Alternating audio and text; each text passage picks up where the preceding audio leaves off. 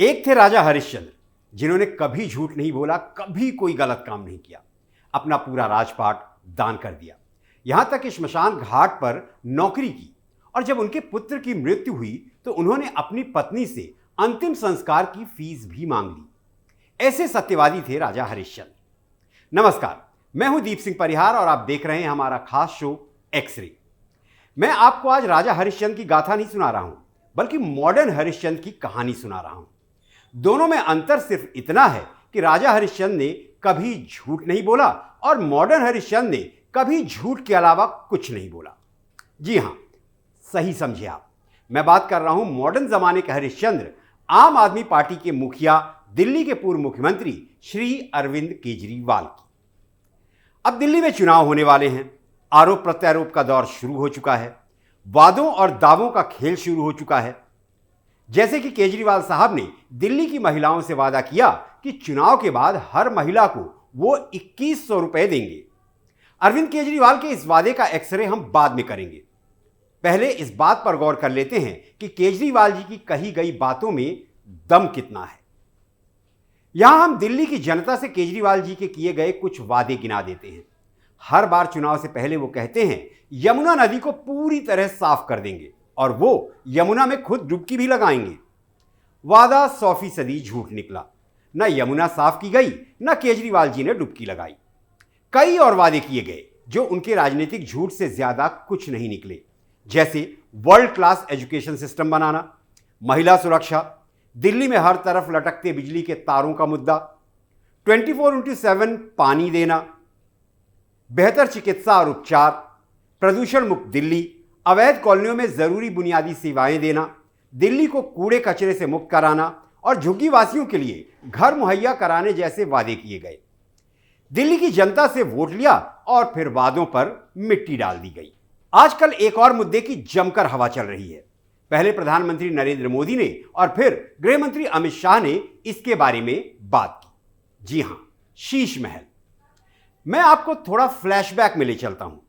Screen पर आप जो ये कागज देख रहे हैं वो श्रीमान अरविंद केजरीवाल जी का शपथ पत्र है। शपथ पत्र पर तारीख 7 जून 2013 की है। यह शपथ पत्र अरविंद केजरीवाल ने 2013 के चुनाव से पहले दिल्ली की जनता को घर घर जाकर बांटा था।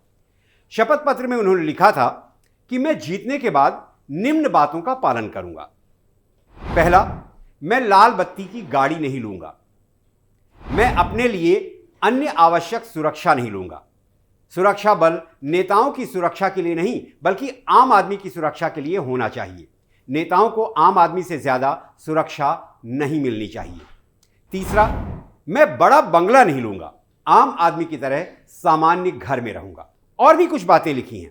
अपने तीनों वादों पर केजरीवाल महोदय खरे नहीं उतरे। मैं ये बिल्कुल नहीं कह रहा हूं कि उन्हें लाल बत्ती वाली गाड़ी नहीं लेना चाहिए। मुख्यमंत्री जिस सुरक्षा व्यवस्था के हकदार हैं वो उन्हें लेना ही चाहिए। या बड़ा बंगला नहीं लेना चाहिए? बिल्कुल लेना चाहिए। हां, जो नहीं करना चाहिए था वो ये कि इस प्रकार का शपथ पत्र नहीं बांटना चाहिए था। दिल्ली की जनता से झूठ नहीं बोलना चाहिए था।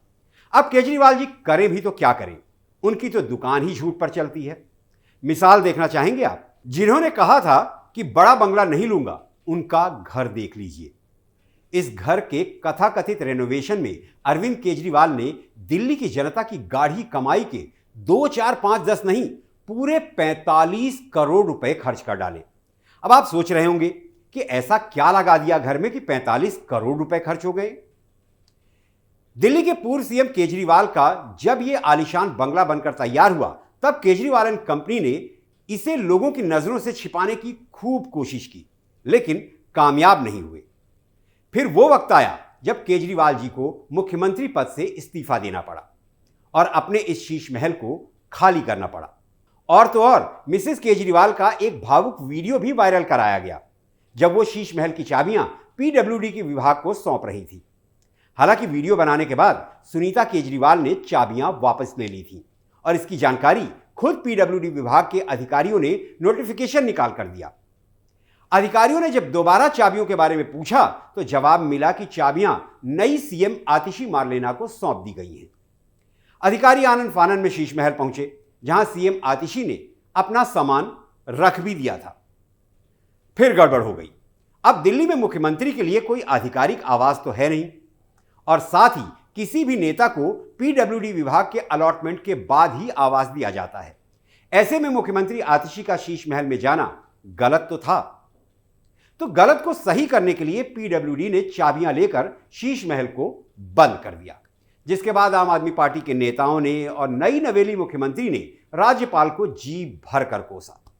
खैर, अब आते हैं शीश महल पर लगे 45 करोड़ के हिसाब किताब पर, जिसकी बाकायदा पीडब्ल्यूडी ने एक लिस्ट कीमत के साथ जारी की थी। अब सुनिए, 16 ultra slim smart 4K TV volume control, जिसकी कीमत 64 लाख रुपए है।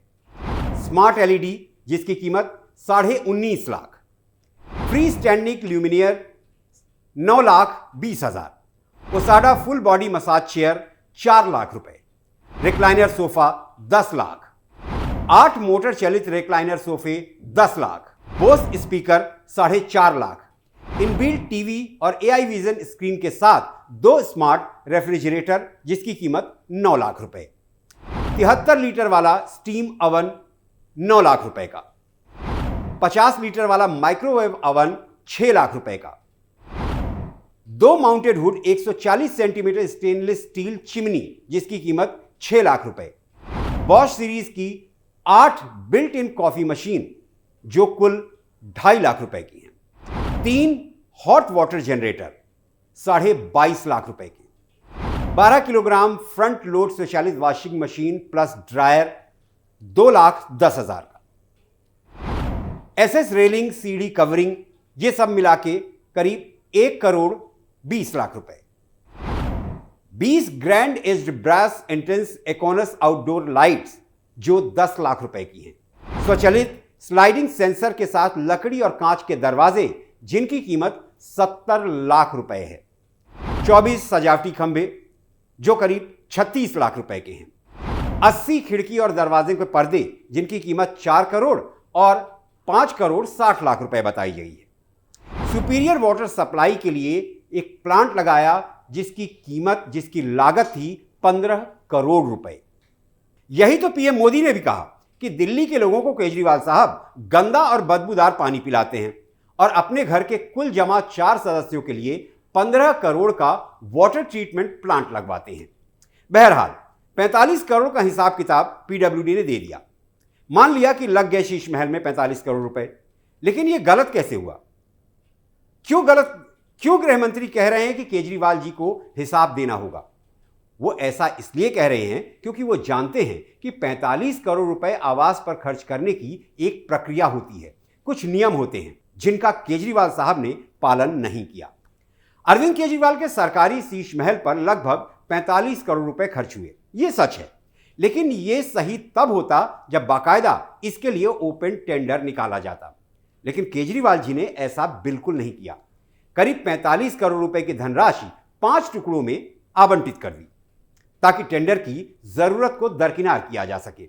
तो कथित तौर पर सरकारी अफसरों की इजाजत और ओपन टेंडर से बचने के लिए पहली किस्त 7 करोड़ 92 लाख रुपए की जारी की गई, दूसरी 1 करोड़ 64 लाख रुपए, तीसरी लगभग 9 करोड़ रुपए, चौथी 8 करोड़ 17 लाख रुपए और पांचवी किस्त 9 करोड़ 34 लाख रुपए की आवंटित की गई। तो ऐसे बनकर तैयार हुआ आम आदमी के मुख्यमंत्री का आवास, जिन्होंने शपथ ली थी कि वो आम आदमी की तरह ही रहेंगे, बड़ा बंगला नहीं लेंगे। दिल्ली में फरवरी 2025 में चुनाव होना है। पूरी दिल्ली को केजरीवाल साहब ने बड़े बड़े पोस्टर्स और होर्डिंग से पाट दिया है। भाई हो तो केजरीवाल जैसा, हर महिला को हर महीने 2100 रुपए। अब अरविंद केजरीवाल के इस वादे का भी एक्सरे कर लेते हैं। राष्ट्रीय आयोग द्वारा तकनीकी समूह की रिपोर्ट के अनुसार 1 जुलाई 2024 तक दिल्ली की जनसंख्या 2 करोड़ 18 लाख 84 हजार के आसपास है, जिसमें करीब 1 करोड़ 16 लाख पुरुष और 1 करोड़ 3 लाख के करीब महिला हैं। इस लिहाज से अगर हर महिला को केजरीवाल महोदय 2100 रुपए देते हैं तो कुल धनराशि होगी 2163 करोड़ रुपए प्रति माह। यानी एक वित्त वर्ष में दिल्ली सरकार पर यह खर्च होगा 25,956 करोड़ रुपए। दिल्ली सरकार का 2024-25 का कुल अनुमानित बजट 76,000 करोड़ रुपए का था। चलिए मान लेते हैं कि 2025-26 में बजट में कुछ बढ़ोतरी हो जाएगी, हो सकता है कि 85,000 करोड़ हो जाए। इतने में भी अगर करीब 26,000 करोड़ केजरीवाल भाई महिलाओं को दे देंगे तो दिल्ली किस पैसे से चलाएंगे? यानी या तो केजरीवाल जी वोट बटोरने के लिए दिल्ली की महिलाओं से सफेद झूठ बोल रहे हैं, या फिर दिल्ली का कामकाज चलाने के लिए उनके पास जरूर कोई गड़ा खजाना है। फिलहाल आम आदमी पार्टी की सरकार के हालात बेहद बुरे हैं। 1993 में दिल्ली विधानसभा के पुनर्गठन के बाद ऐसे हालात कभी नहीं रहे। 31 साल बाद पहली बार दिल्ली सरकार फिस्कल डेफिसिट यानी राजकोषीय घाटे की ओर बढ़ रही है। आलम यह है कि सरकार के पास अब अपने अधिकारियों कर्मचारियों को देने के लिए वेतन तक के पैसे नहीं बचे हैं, और ये चुनाव के बाद हर महिला को 2,100 रुपए प्रतिमाह देने की बात करते हैं। जब 2013 में अरविंद केजरीवाल राजनीति में उतरे थे तो इस वादे के साथ उतरे थे कि वो राजनीति बदल देंगे। राजनीति तो वो नहीं बदल पाए, हां खुद जरूर बदल गए। आए थे राजा हरिश्चंद्र की मूरत बनकर, और अब क्या बन गए हैं वो तो आप बखूबी जानते हैं। और यही कारण है कि दिल्ली की आम आदमी पार्टी की सरकार को प्रधानमंत्री मोदी आपदा सरकार कहते हैं। तो दिल्ली वासियों, आंख खोलिए, जागिए, झूठे वादों पर अपना वोट मत बर्बाद कीजिए। दिल्ली को विकास पथ पर लेकर जाना है तो सोच समझकर वोट कीजिए। आज की एक्सरे रिपोर्ट में इतना ही।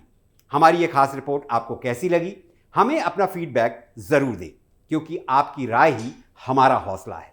तो कैपिटल टीवी को सब्सक्राइब कीजिए, वीडियो को लाइक कीजिए और कमेंट कीजिए। जय हिंद, जय भारत।